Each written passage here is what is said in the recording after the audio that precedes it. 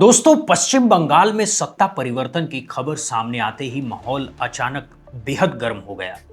राजनीतिक गलियारों से लेकर के सड़कों तक तनाव साफ महसूस किया जा रहा है।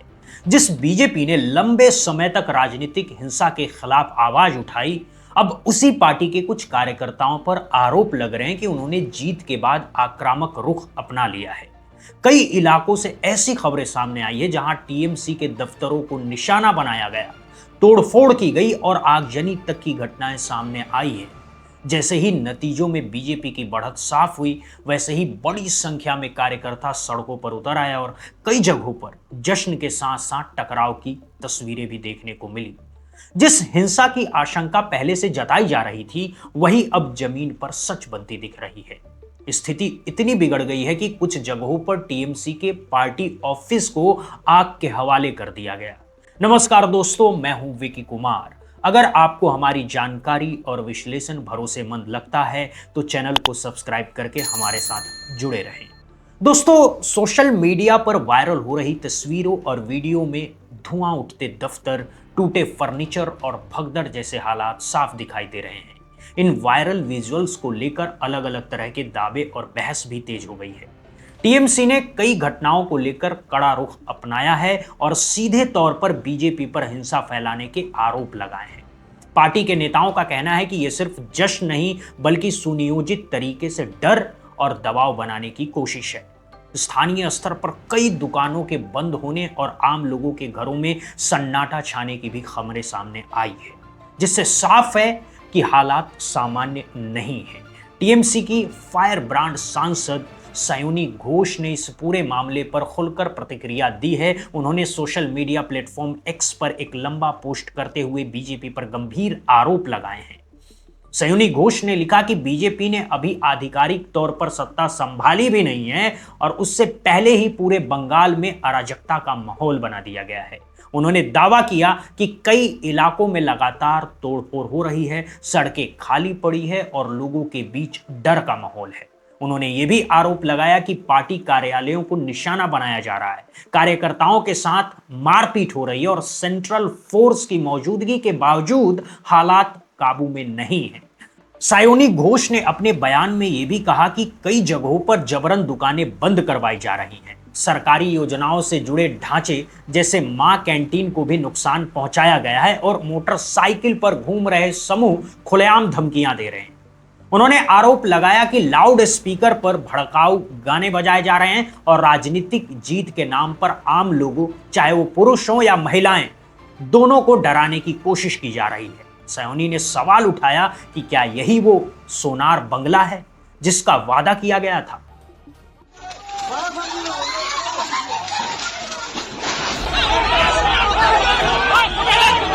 उन्होंने मीडिया पर भी निशाना साधते हुए कहा कि क्या मुख्य धारा का मीडिया इन सभी तस्वीरों को दिखाने की हिम्मत करेगा या फिर हमेशा की तरह चुप्पी साध लेगा।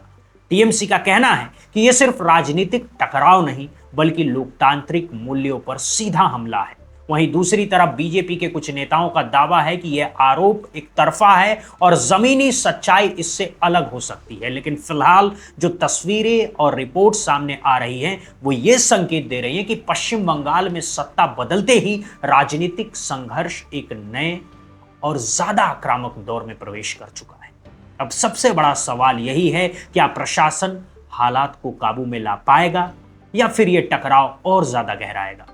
चलिए अब आपको बताते हैं कि पश्चिम बंगाल के किन किन इलाकों से हिंसा और तोड़फोड़ की खबरें सामने आई है और कैसे राजनीतिक टकराव ने हालात को और बिगाड़ दिया है। चुनावी नतीजों को आए अभी 72 घंटे भी पूरे नहीं हुए, लेकिन राज्य एक बार फिर हिंसा, पथराव और आगजनी की घटनाओं से जूझता हुआ नजर आ रहा है। इस बार खास बात यह है कि निशाने पर तृणमूल कांग्रेस के दफ्तर और उससे जुड़े ढांचे बताए जा रहे हैं। तृणमूल कांग्रेस लगातार सोशल मीडिया पर वीडियो और तस्वीरें शेयर कर रही है और आरोप लगा रही है कि उपद्रवी लाठी, डंडों और पत्थरों के साथ हमले कर रहे हैं। ये वही बंगाल है जहां भारतीय जनता पार्टी ने बड़ी जीत दर्ज करते हुए 200 से ज्यादा सीटों पर कब्जा किया और लंबे समय से सत्ता में रही ऑल इंडिया तृणमूल कांग्रेस अब विपक्ष में चली गई है। लेकिन सबसे बड़ा सवाल यही है कि क्या सत्ता बदलने से हालात बदलेंगे या फिर हिंसा ही बंगाल की स्थायी पहचान बन चुकी है।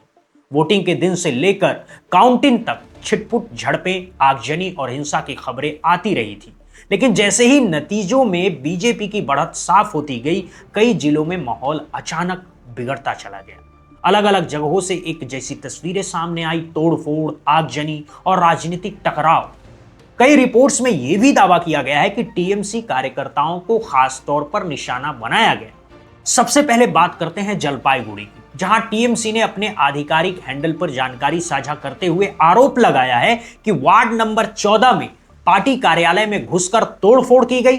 पार्टी का कहना है कि ये सब जानबूझकर अशांति फैलाने के लिए किया गया और यही बीजेपी का असली चेहरा है। अब नजर डालते हैं सिलीगुड़ी की तस्वीरों पर, जहां टीएमसी के मुताबिक पार्टी दफ्तर को आग के हवाले कर दिया गया।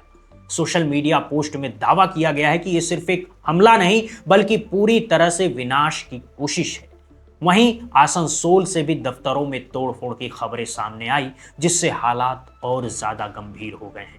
इसके बाद एक और तस्वीर सामने आई जिसमें आरोप लगाया गया कि मस्जिद पारा रोड का नाम बदलकर नेताजी सुभाष चंद्र बोस रोड कर दिया गया। मौके पर मौजूद सुरक्षा बल हालात संभालने में कमजोर नजर आए, जिससे सवाल और गहरे हो गए।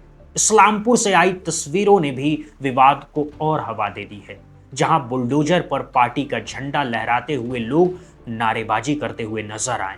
इन नारों और गतिविधियों ने माहौल को और ज्यादा संवेदनशील बना दिया है। अलग अलग हिस्सों से आई इन तस्वीरों और वीडियो ने एक बार फिर पश्चिम बंगाल की कानून व्यवस्था और सत्ता परिवर्तन के बाद की स्थिति पर गंभीर सवाल खड़े कर दिए हैं। राजनीतिक आरोप प्रत्यारोप के बीच आम जनता खुद को असुरक्षित महसूस कर रही है और कई इलाकों में डर का माहौल बना हुआ है। अब सबसे बड़ा सवाल यही खड़ा होता है कि अगर सत्ता बदलने के बाद भी वही हिंसा, वही डर और वही अस्थिरता बनी रहती है, तो फिर बदलाव आखिर किस बात का है? क्या बंगाल में सत्ता कोई भी हो, लेकिन जमीन पर हकीकत सिर्फ हिंसा ही रह गई है?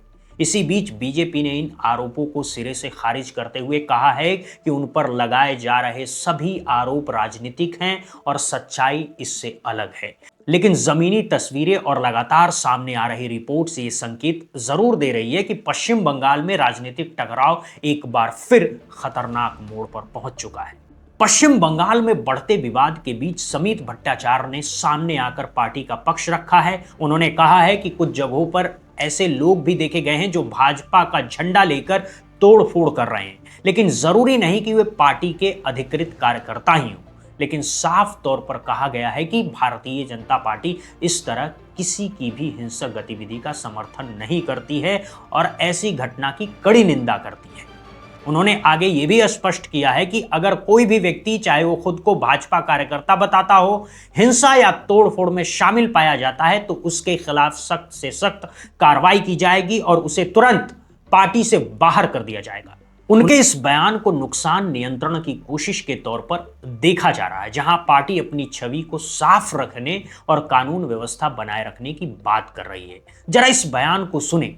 पहले तो यह कहना चाहता हूं, कुछ ऐसा छुटपुट घटना सामने आ रहा है जो भारतीय जनता पार्टी का झंडा लेकर तोड़फोड़ किया गया, इसको हम कंडेम करता है और उसका साथ साथ हम ये स्पष्ट कर देना चाहते हैं अगर ऐसा कोई करे